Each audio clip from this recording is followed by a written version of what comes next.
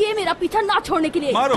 ये मुझे बार बार कॉल करने के लिए, जानू जरूर मारो लेकिन जरा मुस्कुरा भी तो। और ये मेरी बात ना मानने के लिए, और ये कि तुम मुझे एक दिन जरूर धोखा दोगे।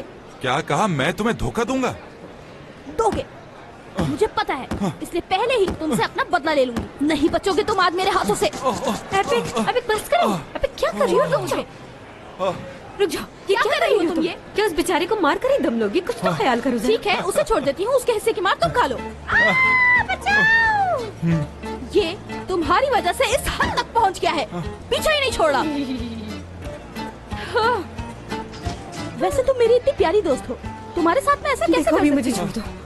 हाँ देखो मेरी दोस्त, मुझे माफ कर दो, आइंदा नहीं करूंगी, तुम्हारी हर बात मानूंगी, और करीम को भी नहीं बुलाऊंगी, हरगिज़ नहीं, कभी नहीं, इसकी बातों में हरगिज़ नहीं आऊंगी मैं। हाँ, मुझे तुमसे दोबारा नहीं पिटना, बिल्कुल भी। ठीक है, लेकिन यहाँ बहुत मजा आ रहा है मुझे, कहीं जाने का दिल नहीं कर रहा मेरा। हाँ वादा, पक्का वादा है तुमसे, पक्का।